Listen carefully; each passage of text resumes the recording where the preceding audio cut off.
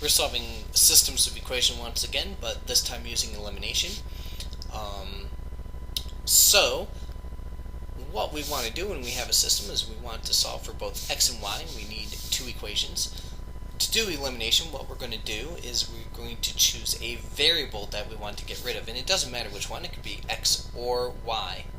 It doesn't matter. Well, we want to choose the easiest to work with, and what we want is we want the same number in front of them. So, as I'm looking at my example right here, I'm eyeing this 3y because it's actually already the same number. But in the event that it's not the same number, what I want ultimately is it to have the same number in front except one of them be negative. So let's say I had the numbers, I have two 3's right here, but what if I had 3 and 4? What's the least common multiple, the LCM? Well, that is the smallest multiple that they have in common that comes up first as I list them. You don't have to list them like this, but I see that the first one that these two have in common is 12. And what I would want then is to have a negative, one of them to be a negative 12. And then what I do is I add those equations together so that that variable that I selected will actually end up having a 0 in front of it. Then I solve with whatever's left. So let's go to this example. So I have this already set. They have the same number in front, but one of them is going to have to be negative. So I'm going to multiply this equation by negative 1. And I'll just write that answer under here because I do know that I am going to end up adding these. So negative 8, and then I'll have negative 3y equals 25. Now I'm going to add. Now notice how the y's have the same number in front, but one of them is negative. So when I add, I actually get a 0 right here. And I have negative 3x plus 0 equals, and this will be a, let's see, what will this be? A 6. And then I will divide by negative 3. And then x is negative 2, and I'm half done already. So I got x is negative 2. I'm going to come back, and it doesn't matter to which equation, but I'll just choose this one because of space. So I have 8 times negative 2 plus 3y equals negative 25. And I'll go ahead and get negative 16 plus 3y equals negative 25. I'll add the 16, and I get negative 9 on the right, and then I'll divide by 3, and I get y equals negative 3. So my answer then is the point negative 2, negative 3, and I always put my points in alphabetical order, so x comma y. And then, well, what do I do with this? Well, this is my answer, but I may want to check my answer. And if I want to check my answer, I go back to the original equations, and it must make them both true. So I'm asking, does 5 times negative 2 plus 3 times negative 3, see I replaced x and y with their answers, and I'm asking, does that equal to negative 19? So I get negative 10 minus 9, and yeah, negative 19. So that's good. Now, I don't want to be tricked. Just because it works in one doesn't mean it works in the other. So I check both of them, not just one of them. So this is negative 16 minus 9. And I'm asking, does that equal negative 25? And yes, it does. So this is the answer. Alright, let's try another one.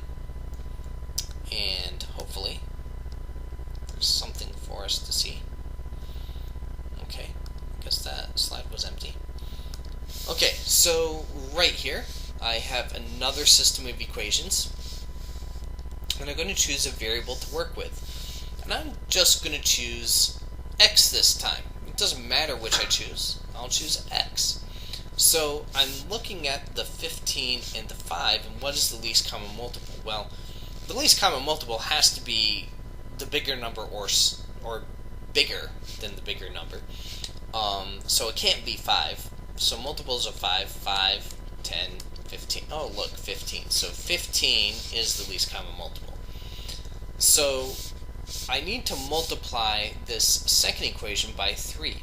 But I'm not just going to multiply by 3, I'm going to multiply by negative 3. And the reason is I want a negative number so that when I add, I get rid of the x.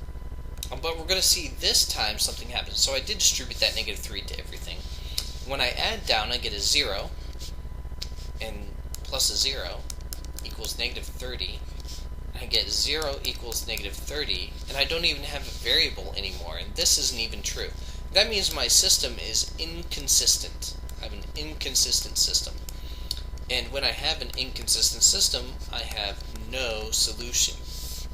So if I were graphing this, I would see that these lines are parallel, that they would never meet. Alright, so that one was pretty simple. It is possible, and if I get, just so that we're aware, if I get a number equals itself, well then that means the system is dependent, and I have infinite answers. And if I get a number equals a different number, which is what happened here, well then I have an inconsistent system and no solutions. Okay, so let's try another one. Now, I need these lined up. See, I have a 4x on the left and a 3y on the right. So the first thing I'm going to do is actually get these so that they would line up. So I'm going to subtract the 4y. It's basically standard form. Okay, that's going to look better. See, when I line these up, I want the x's and y's all to line up perfectly. So generally get them to the left-hand side. Now, I want the same number in front, but them be different in sign, and I look at this, and look, the y's are already done. So I don't have any extra work to do. Those would add up to 0. Let's see here. I believe 6. And then I will negative 6. I'll divide by 6. And x is negative 1. And I'll take that and put it up here. So 2 times negative 1 plus 3 times y equals 16. So negative 2 plus 3y equals 16. Add the 2. And 3y equals 18. And then divide by 3. And y equals 6. Now, I'm going to go ahead and check this one. So I'm going to go back to the beginning. I'll have 4 times negative 1. I'm asking, does that equal 3 times 6 minus 22? And negative 4 equals 18 minus 22. Negative 4 equals negative 4. So that one's good. I'll check the other one as well. Although I suspect that this has been done correctly. And negative 2 plus 18, I'm asking, does that equal 16? And yep, it does. So it works in both of them. So my final answer, negative 1, 6. Does work. That's the final answer. Now some of them aren't so easy. So in this one, as I look at these, and I'll just line them up so that we can see this easier.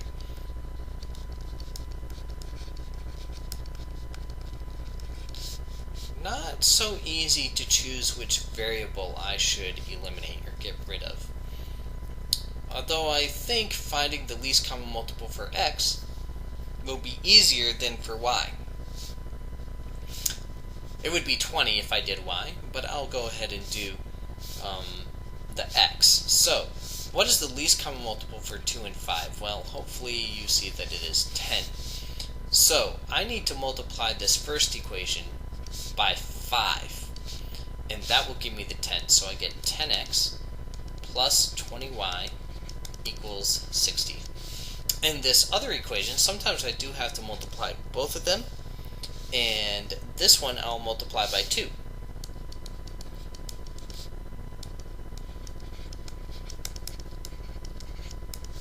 And then when I combine, well look, I get 0 equals 0?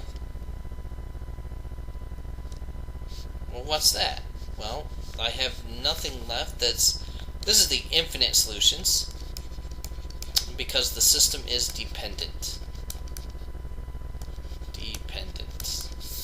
Alright, so that didn't work out so good.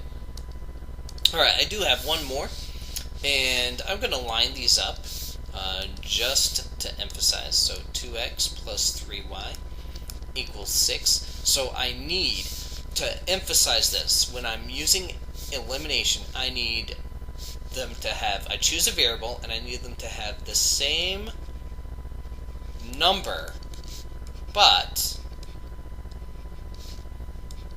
one positive and one of them negative. Okay, so I want a positive one and a negative one. It doesn't matter which of these I choose. I can choose either one. I'm going to go ahead and go with x. So as I look at 3 and 2, well, what is my least common multiple for 3 and 2? 6. Okay, now if I multiply this first equation by 2, hopefully you see that I get a 6 right there for x. And if I multiply this one by 3, hopefully you see that I get a 6 here for x as well. One of these I need to be negative, and it doesn't matter which one. I'll just choose the second one, because why not? So when I multiply this, I get 6x plus 10y equals 16. And when I multiply the second one, I get negative 6x minus 9y equals negative 18. Alright, so now what do I do? Well, I add these down, and I get y equals negative 2. See, those cancel. That's what I wanted to happen. So I'm partway done. I'm going to take this and put it up here, and I get 2x plus 3 times negative 2 equals 6. 2x minus 6 equals 6. Add the 6. 2x equals 12. And x equals 6 when I divide by 2 right here. Alright, so what's my answer? 6, negative 2. And how would I check that? Well, I'd put that all the way back in the beginning. And I want to go with the beginning equations to check. I don't want to do part way because maybe my mistake was pretty early. Alright, good luck.